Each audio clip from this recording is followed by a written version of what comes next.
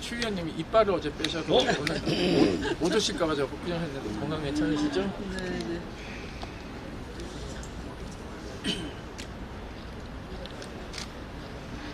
정의가 어디로 찾아오겠습니까? 정의는 그냥 찾아오지 않습니다. 어떤 사람을 의인이라 부릅니다. 정의는 우리가 편히 두 발 뻗고 따뜻한 이불 속에 잠자고 있을 때 잠 못 이루는 한 양심 바른 사람을 통해서 솟아 나옵니다.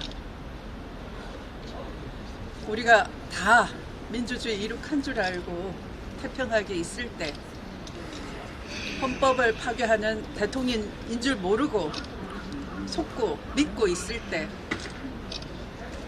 어린 병사가 실종이 됐었고 그 억울한 죽음을 밝히려는 수사단장 한 분이 있었습니다.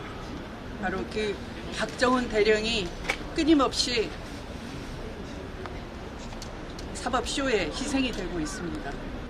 그 누구도 아닌 대통령 한 사람 때문에, 대통령의 경로 때문에 멀쩡한 조직이 양심이 흑심이 되고 다 돌아섰습니다.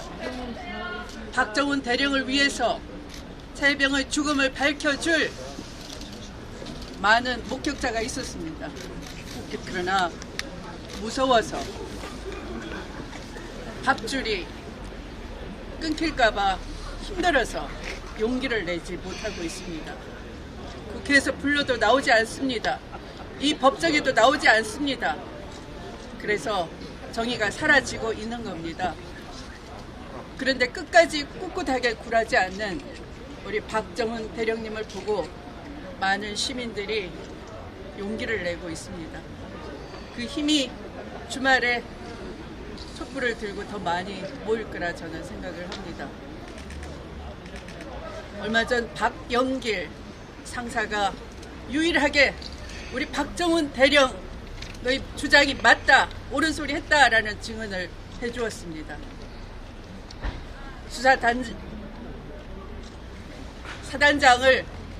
사단장 임성근을 빼라라는 수사 외압이 명백하게 있었다라고 증언을 해주었습니다.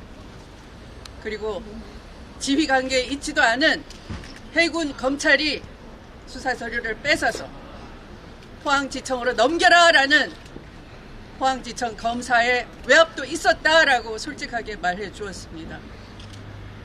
증거재판주의라고 합니다.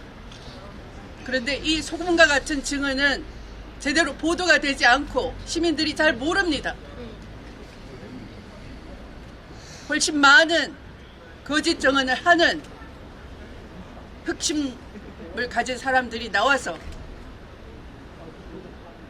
사법쇼를 협조하는 그런 일을 지금 마지막 공판까지 전개를 했습니다. 설령 우리 박정훈 대령께서 오늘 희소식을 우리의 기도와는 달리 얻지 못한다 하더라도 우리는 더 힘차게 박정훈 대령을 믿고 응원해 주셔야 되겠습니다. 네. 그렇게 해 주시겠습니까? 네! 지금까지 쭉 지켜보면서 많은 인내가 필요한 시간을 겪어냈을 것 같은 우리 박정훈 대령님이 이 순간까지도 의연한 모습에 또 제가 위안을 받습니다. 제가 국방위를 하면서 진실을 밝혀줄 증인들을 국정감사장에 불렀습니다. 그러나 그들은 나타나지 않았습니다. 사단장에 대한 수사서류 2첩을 결재를 하고 이것을 번복했던 국방부 장관, 사령관 등의 왜 입장을 바꿨는지를 밝혀줄 진실을 알고 있는 많은 사람들이 있었습니다. 박정훈 대령이 밀실에서 그런 부당한 지시를 받았던 것이 아니라 결재받는 자리에서도 또 부당한 지시가 있다는 것도 알고 있는 많은 사람들이 법정에도 나오지 않았고 또 국회 국감장에도 나오지 않았습니다. 여러 가지 말이 안 되는 이유로 회피를 했습니다. 증거재판주의라고 하지 않습니까? 그런데 진실을 알고 있는 사람들은 겁박을 받았거나 기회주의자이거나 여러 가지 사정 핑계를 대면서 나오질 않고 또 부당한 외압을 행사했던 사람들은 이 법정에 나와서 기밀사항, 보안사항이라는 이유로 침묵하거나 제대로 증언을 하지 않았습니다. 그래서 이 재판은 증거재판주의가 아닌 증거 외면주의, 진실에 기반하지 않은 사법쇼에 불과하다는 것을 시민 여러분들이 지켜보셔서 잘 알 것입니다. 저는 좋은 결론을, 정의의 결론을 기도합니다.